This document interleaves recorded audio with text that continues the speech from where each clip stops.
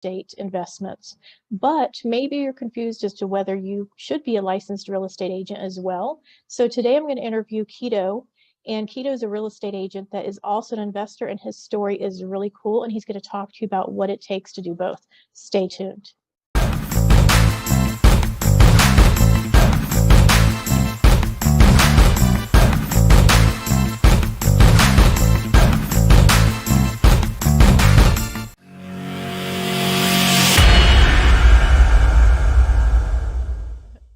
Well, cool. Thank you for being able to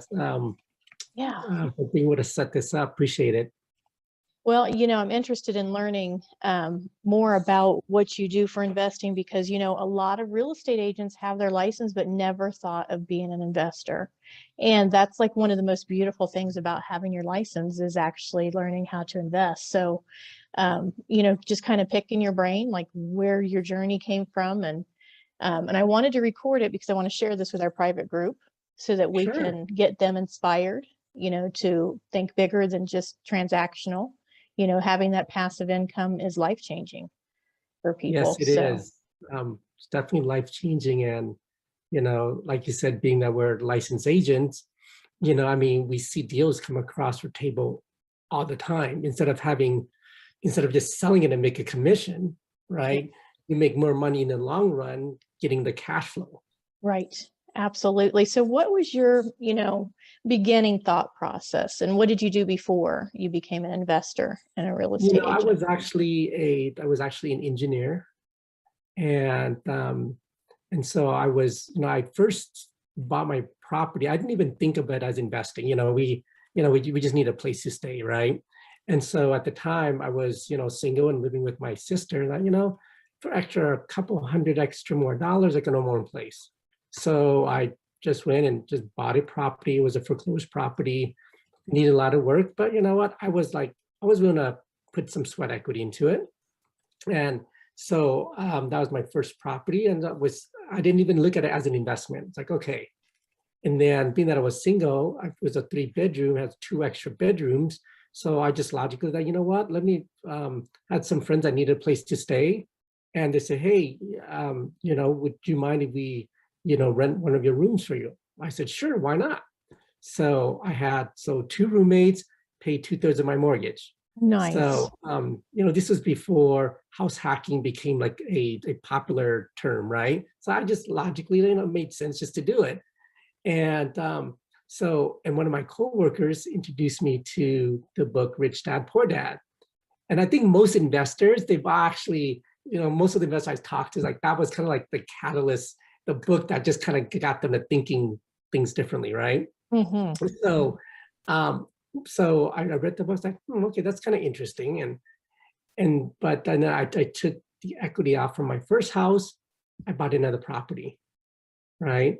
Perfect. And then I moved out of my, my first house.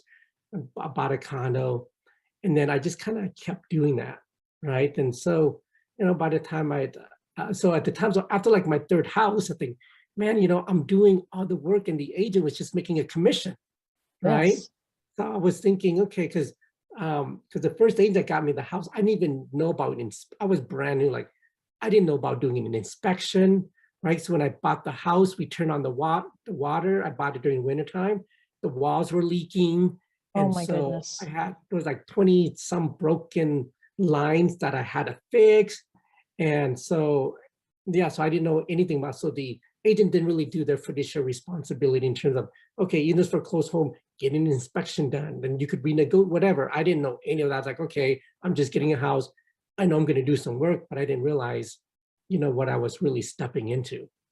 So after my third house, like, man, I should just get my license. Didn't intend to sell real estate with my license, but just for my own purpose, just so I can get access to, to real estate deals and stuff. So when I got my license, this is back in 2002, way back, right?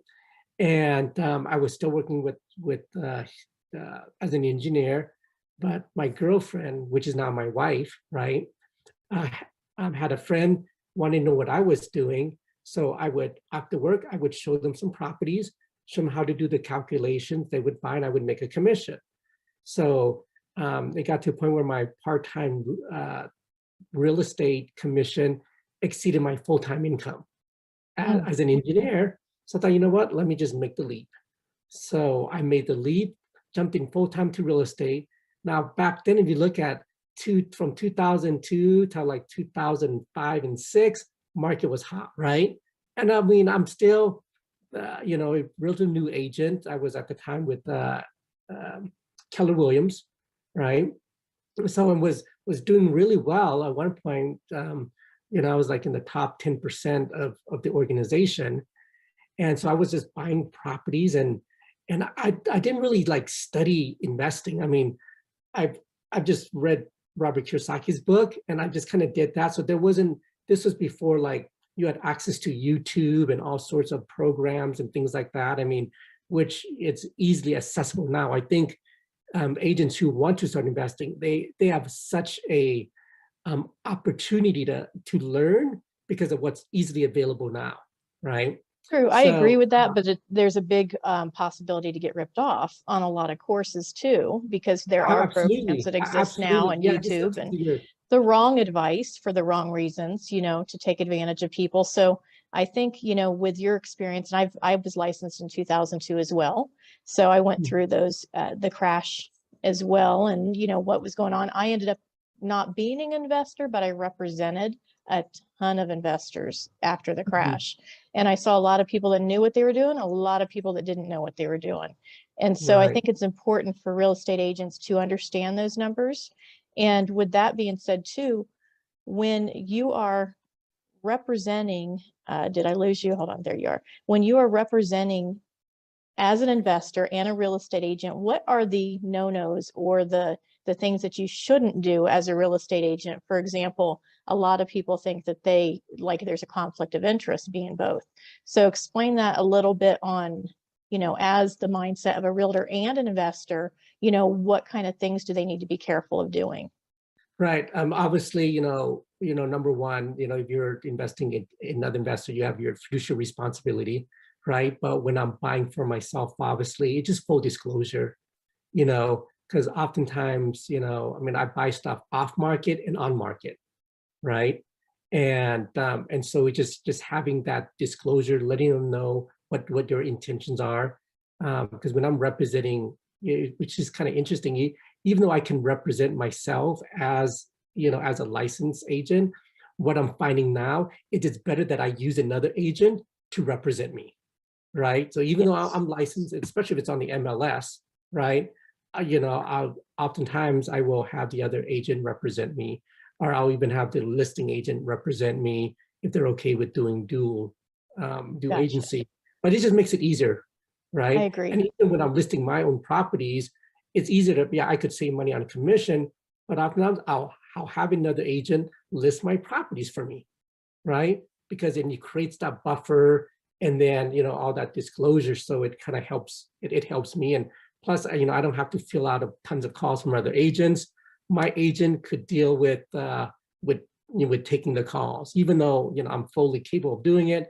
It just makes it easier, you know, for me. So that's what I found out. So maybe if you were doing like maybe 2 or 3, maybe, or even 1 personal property a year, maybe you could do it yourself, but you're at the point where you're probably doing a higher volume, probably multiplex and things like that. Yeah. So did you go into just the fix and flip, or are you doing rentals, and do you have a property manager that you use? What are some other things that you would, you know, diving into your first experience with purchasing your first property, what you evolved into? Yeah, you know, my first experience, obviously, I was pretty much kind of hands-on. I did my, you know, because if you're dealing with 1 or a couple of properties, it's fine, right? But when you're scaling up, I mean, right now we're almost at 70 units, right? Nice. So the first, you know, handful of units, a lot of the stuff you could do your own. You're learning the process, right?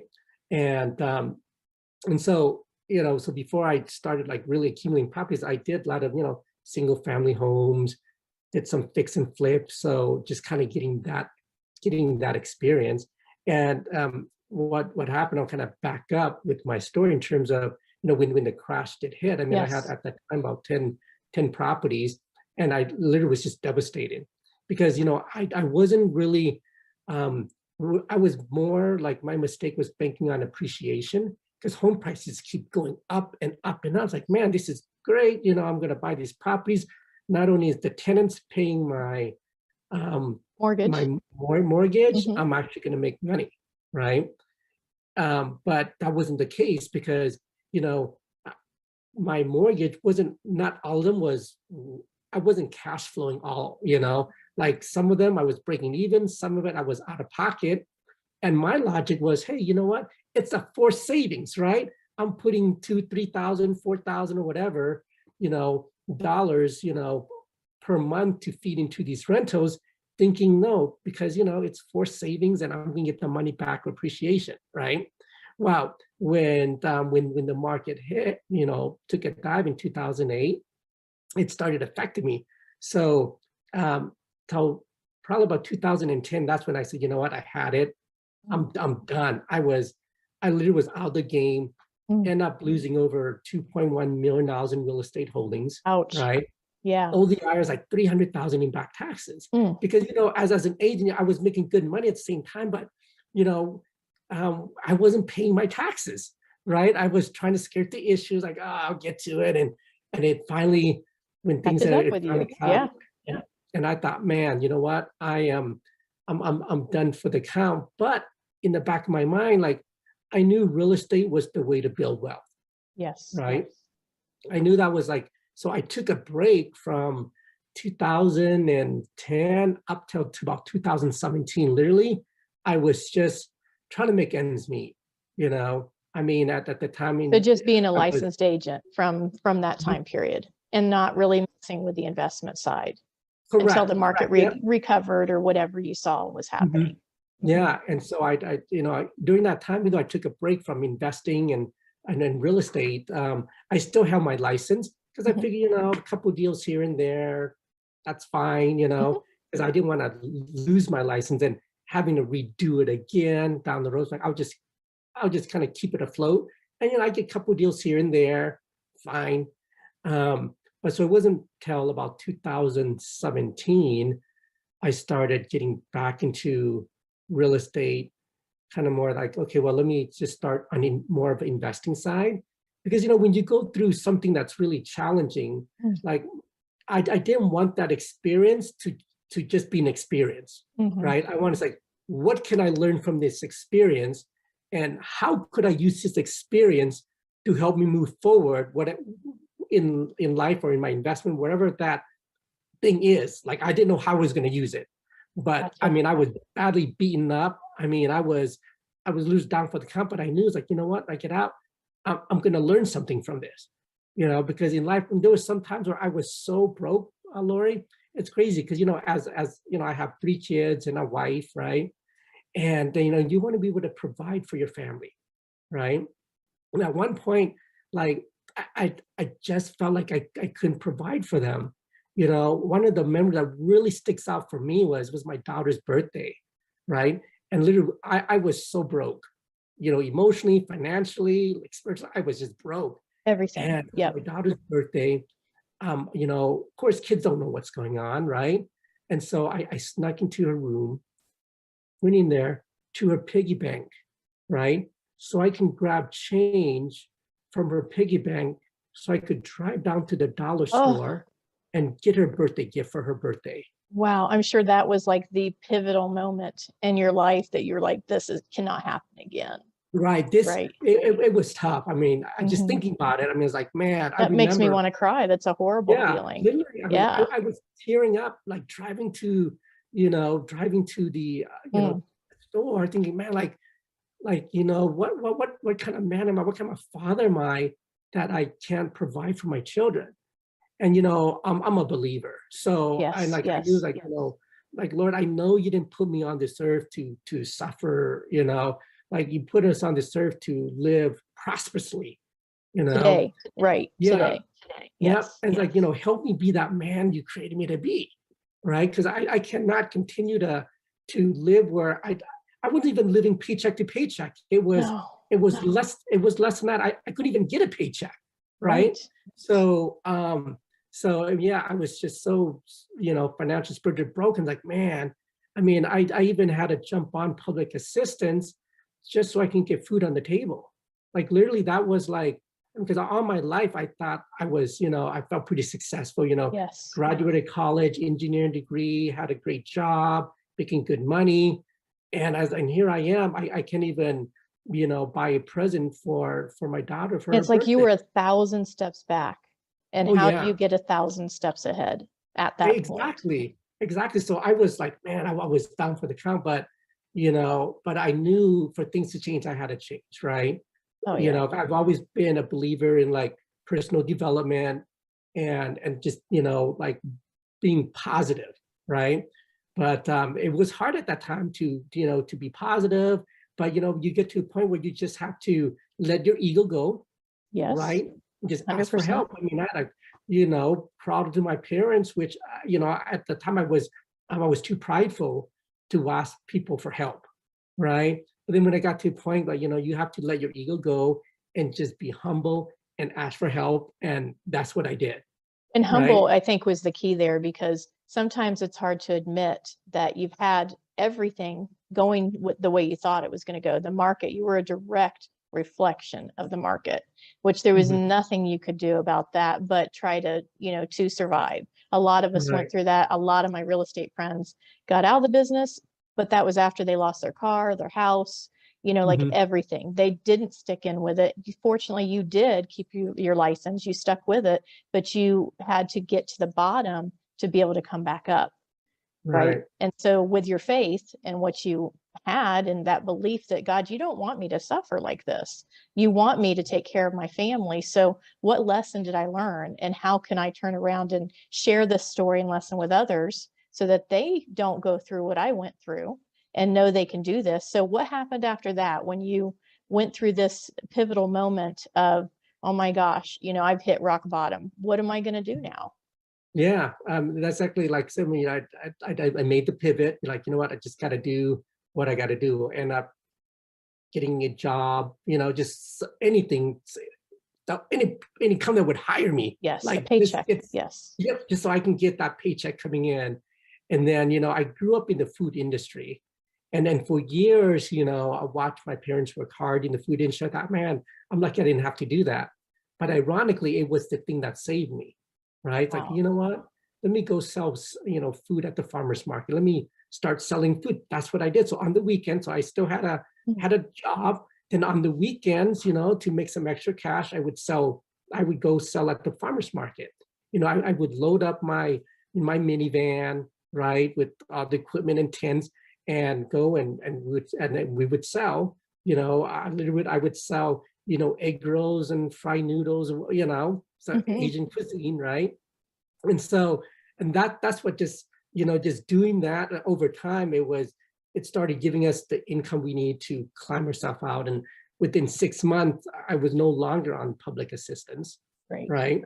And I can see how easy it is for people to fall into a trap and get comfortable with getting a handout, And not right? get out of it.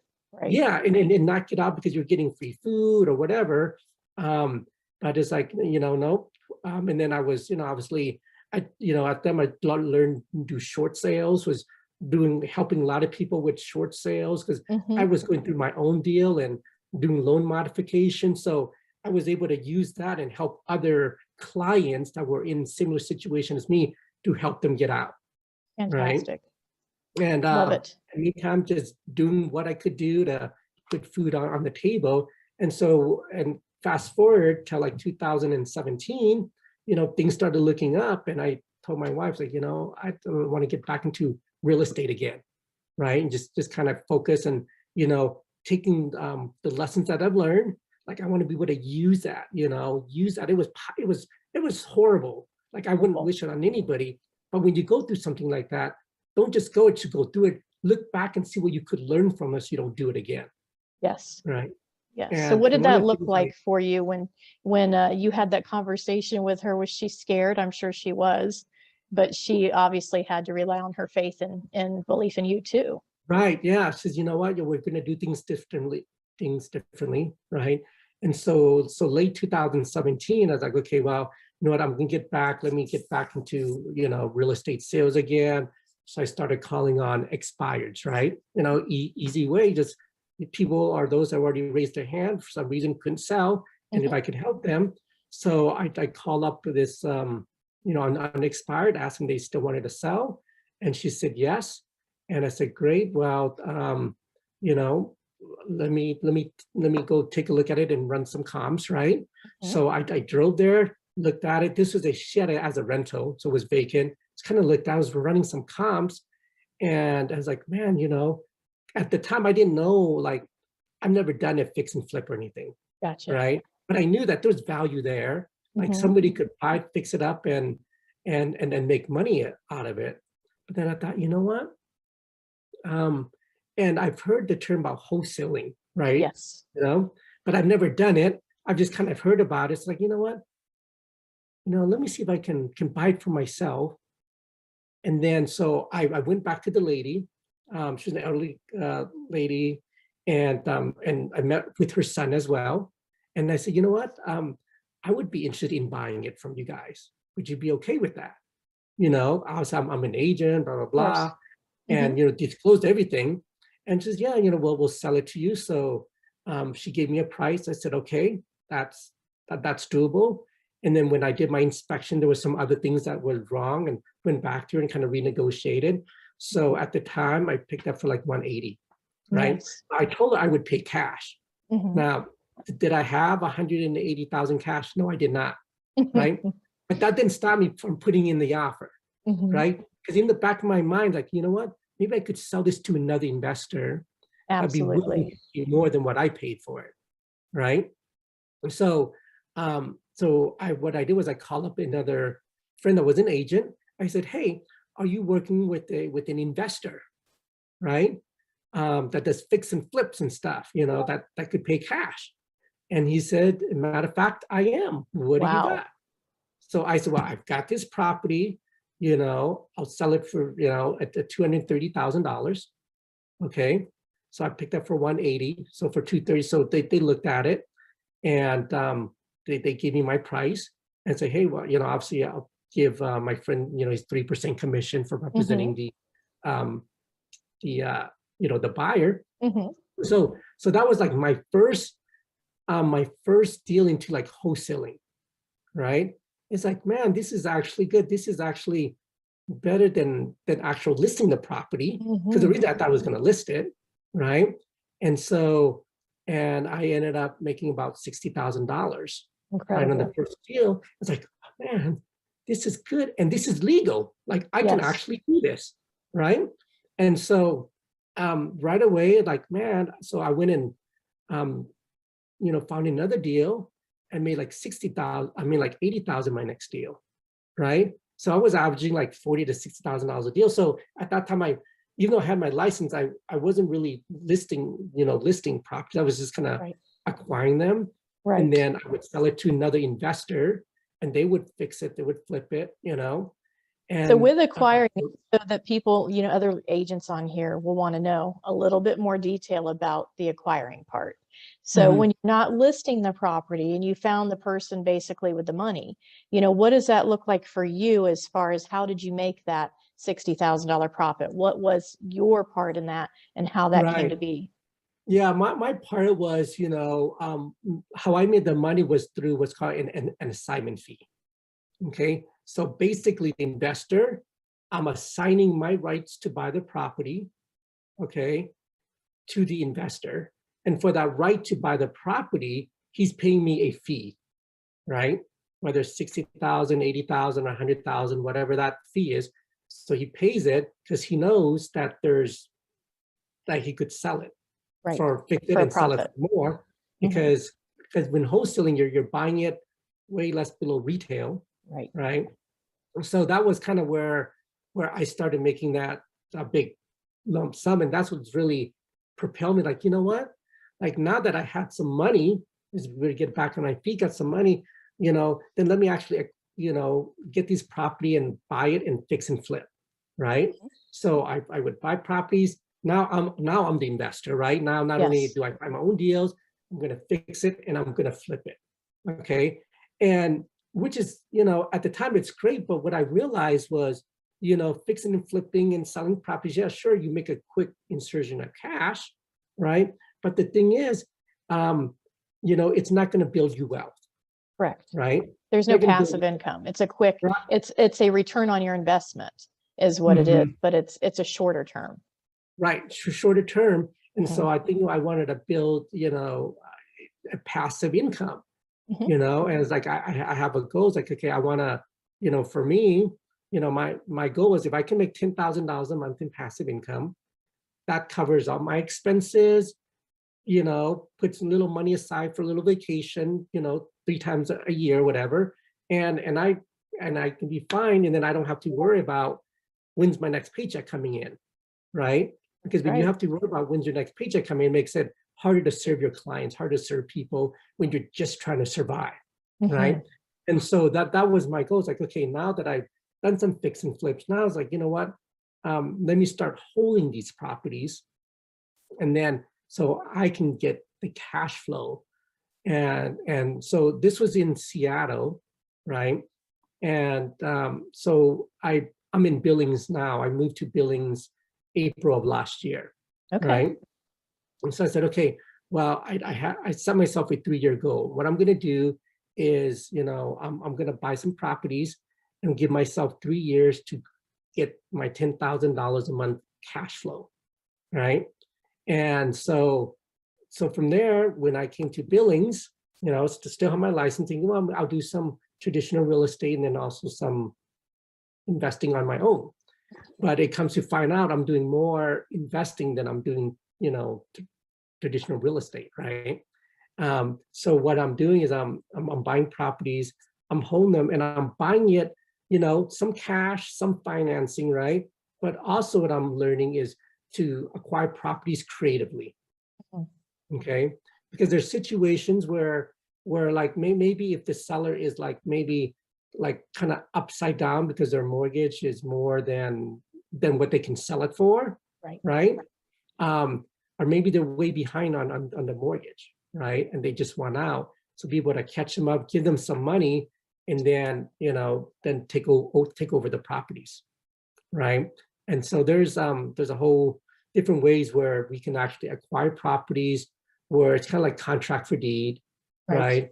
Or doing subject to deals, seller financing, whatever the situation is, where we've got several properties where the seller doesn't need the money now, but they would like to get rid of their headache. Because now I'm starting to buy like triplexes, duplexes, fourplexes, small apartment complexes, right? And so where the seller will carry the note for me, and I just make a monthly fee, and then build that cash flow. Right. And when you're taking a headache away from them and doing that, because they're kind of over whole, property management, finding renters, they're not really doing it right. Again, going back to those people that really don't have any business doing any type of, properties like that. So you come along, offer them a solution, and it gets that headache away right away. So, they're willing to carry whatever note they have in order for you to do that. So after they've carried that for a while, at what point do you go back to them and say, I'm going to purchase this from you? What's the terms look like for a lot of these people when they want out of it completely? Yeah, the terms kind of vary depending on situation, right? But just for example, we have one right now where it's actually, we bought about a year ago, and the term is due in a couple months, where we'll cash them out, right? But some of the terms are like for 5 years, right? Where they carry the note, just like interest only payments, right? But however, there's enough cash flow that it makes sense, because one thing about having property is like, as long as you could control an asset, right? That's the key, right? You can control it, you get to do whatever you want, because Robert Kiyosaki, says like, you have to own the property as long as you can control it, right? So just being able to control the property. So in one where we bought an 18-unit apartment building, right? The seller's going to finance it. This one, she's financing for like 2 years, but it gives me enough time to stabilize it, because now we're starting to stabilize the rents, get money coming in, And then what happens is then I can now go to the bank and say, hey, look, here's this property, here's how much we're getting for, here's how much cash flow we're making each month. Based on the cash flow, the property is worth an X amount, right? Because if you look at the cap rates and whatnot, Mhm. you determine how, based on that, what the property is worth, right? And then, most lenders will give you 70% of, the value, Mhm. right? Mhm. And so that's kind of what we're doing, is just kind of using that strategy, is acquiring properties, giving ourselves a runway where we can make enough cash flow, then show the bank this is the money that's coming in, and be able Perfect. to, refinance them out of Well, it. and banks love to loan other people's money, right? So as Mhm, everybody else is throwing their money in the bank and it's not really there physically, they're loaning mhm, it to investors and helping you, but probably even calling you, hey, I've got some money to loan. Here's the rates. What do you have going on? And as an mhm, investor, that's the whole thing that people really don't understand is you should use the bank's money. You should use other people's money when it is suitable, when the terms are right. Because doing abs- everything by cash, you're tying up a lot of your money. So why Absolutely. wouldn't you go and get that loan? So with that being said, I think, wow, Robert Kiyosaki's book is really, you've taken what he has said and turned that into really you're building your own empire, which Mhm, is really fantastic. And not only that, but being a real estate agent, you're able to help and teach others what to do and what not to do. And you're using your license really for the better good, for the Right. greater good. Absolutely. Yeah. And like, I mean, and I love, just sharing ideas, and then working with other agents who, want to invest, or maybe they're working with a sellers like, man, how can we make this work for them? Mhm, Right. mhm. And then just being able to come up with a creative solution that's a win-win for, for everybody. Oh, absolutely. I don't know if Jamie told you, but we're doing a EXP event here in Whitefish on July 25th. Hmm. So if you're in town, we would love if you would want to be able to speak on any of this and just share your knowledge with the agents that are coming. Of course, we're inviting every agent that we can through the state of Montana to come learn how to succeed because our goal is to not let agents struggle. We don't want to see them go through that horrible moment where they have to take money from their child or they are in debt to somebody they didn't want to ask money for. And honestly, the market is going to shift again. It's going to change Absolutely. again. And so Hmm. we're at the highest, hyperinflation right now. We're going to see a major shift in the market. And I'm sure you're already seeing people that are behind on their mortgages, Hmm. people that need that help, people that are starting to get desperate. And what we're finding is even though everybody seems to be hiring, they're not hiring fast enough or for enough money. So a lot of people are really falling behind. So as agents, we really need to get educated on this to be able to step up and help them and find those people that are suffering right now to help them with whatever that plan looks like. The other challenge is we need more rentals. So if you're able to buy those properties up and you can have affordable renting for people and still make that return for yourself, that should be really a goal for people to do, as agents to really help those people that are living in campers that are not, all season. They literally do not have a place to really call home. And we can help them to do that by being an investor, by understanding the short sales, the hardships, and everything that we've learned from the past market. Because these agents now, they've never been through this. A Yeah. lot of them are, coming into business through COVID, which they thought was a challenge to begin with.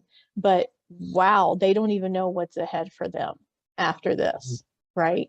And so if Right. you are available that time, we'd love to have you as one of our guest speakers. And we can talk about, again, just telling your story, inspiring others to be able to come out of it and build the empire like you're building with with what you're doing and for your family. But I do want to give you some more time just to finish your story. So now that you've, gone through this journey, you've understood wholesaling, you understand passive income.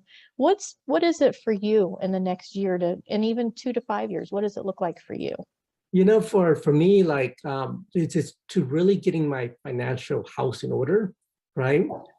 So that I can, refinance everybody that I've, the contracts that I do have under, right now. be able to, talking to banks and just really getting, and that's the thing, as agents, we need to make sure that we do our taxes. And we show enough income so that if we do want to buy something that we, can get bank financing, even though Yes. creative financing is great, right? But you can actually do more if you can get bank financing, right? Absolutely. Because, And go back because to that where you said pay your taxes, because that's a big problem when people want to take so many deductions that they don't show enough income, right? right, So they don't really want to have to pay the, I get that, not, wanting to pay the IRS that much, but they have to understand that if you're not showing any income and you're writing off too much, good luck getting a loan from a mhm, bank.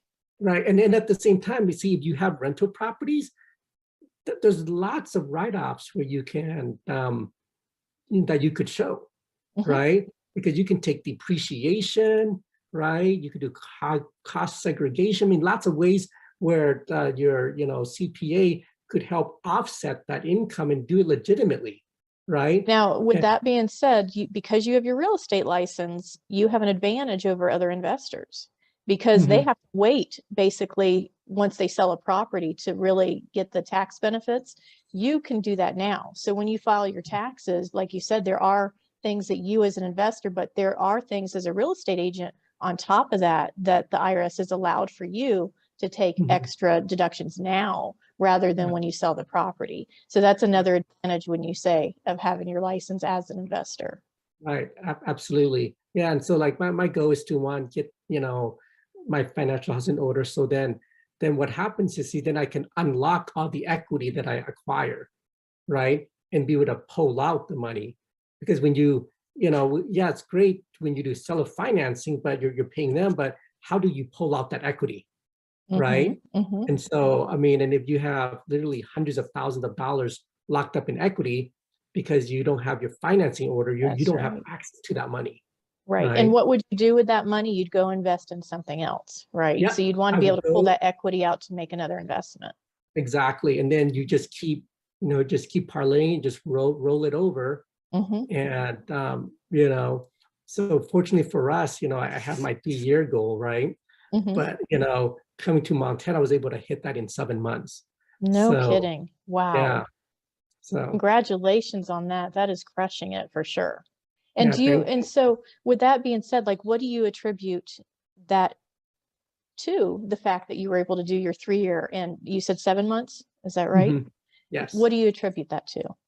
I just staying focused, right? Staying focused, and like when I'm buying, whether it's through another agent or directly to the seller, is really you want to come from a place of of contribution, right? Like how can you serve, right? Even though I'm buying this, how am I solving your problem and how am I making it better, Mhm, right? Because when I buy properties, I'm getting it 50-60% below market value, and why mhm, would they let me have that versus just putting directly on the open market, right? So like being able to serve them in a way that it makes sense for them. mhm. Yeah, and you know what? You must really know how to solve that problem for them and to serve them because, again, they could put it on the open market and get twice as much as what you're acquiring it for. So there must be, the knowledge that you've gained. It obviously is something that you're able to speak to people and offer that real solution. And now you've proven results of what you're doing, which is incredible. So, I'm sure that you thank God every single day for that Oh, experience and those absolutely. lessons that you had, because I don't think you would be where you are now and crushing the goals that you're crushing had you not experienced what you did. For So, sure. that's a truth, right? That's a real Yeah. truth that you've been through. So that goes into, you'd been with Keller Williams, you are now with EXP. How does EXP fall into your plans and what you're doing? I would like the EXP for the fact that obviously, there's lots of great resources, a lot of great people within the company that you could connect to. And also, what's great is, I was the revenue sharing model, Hmm. which I'd love, because I mean, there's just naturally through the course of conversation when you're talking to other agents, when you're working with, with seller, whenever that seller could one day get their license, right? So you Absolutely. just never know. So just having that other opportunity to just not be just licensed as an agent, but when you're with a company that allows you to grow and allows you to, to basically, build another passive income stream, it's great. Oh, and the one thing that I really am hearing a lot lately from other, leaders and people that are very influential within EXP is the fact that the smart agents come over to EXP. And the reason that they say that, not to say that everybody's not smart, but the reason they're saying that is because when it comes to investing and money and creating wealth, when you see a plan that is meant to create wealth, to help agents create wealth, it makes sense if you are selling properties. If you're an agent that doesn't do a whole lot and you don't really sell very many properties, and maybe it's more of a hobby for you, it's like that extra vacation you take, or whatever it is that you're doing with the money. But an agent that is really selling a lot of real estate, there's no better plan than EXP for those agents, because it works with you. It works with awarding you stocks, and it works with the ability that you can share as an owner that you love this company, and you're rewarded through referrals, and that goes on and on and on. So even though that's not a passive income, because passive is what you're doing, where you're creating that money with rentals and things that can come in every single month. But with what we're doing is leveraging others and having that leveraged income that can also really change your life when it comes to, especially when a market getting ready to turn, and you're going to work 1,000 times harder to close properties. You're going to have things so much more difficult with so many other things going on, especially when you start working with banks, which you know what that's like to work with those banking properties. So when you're dealing with all that, if the chance to have stocks building for you and to have the chance to be able to have that revenue.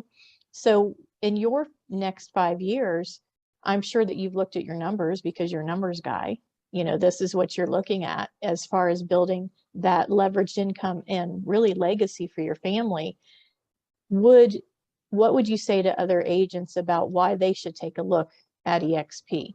You said collaboration in the community and, that revenue share, but really, what is the thing that makes it different than what you've done before with other companies, and why they should really take a look at this for legacy, for a wealth, and what does that look like for them?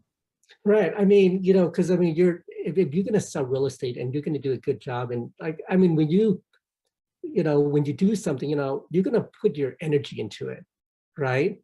But why not put some energy that's going to reward you down the road? Right. Right. Absolutely. And that's something, because, even with, I'm not as active, but the ones that I have, I'm still, they do deals. It's still, I'm still benefiting from You're that, right? overseeing it and benefiting too in a lot of ways. Yeah. Yep. And so, it's just a great motto, and I love it. And like I said, like I said, when the market shifts, and it will, it's not if, it's just when, right? Like you said, like you, I feel we're at the peak, right?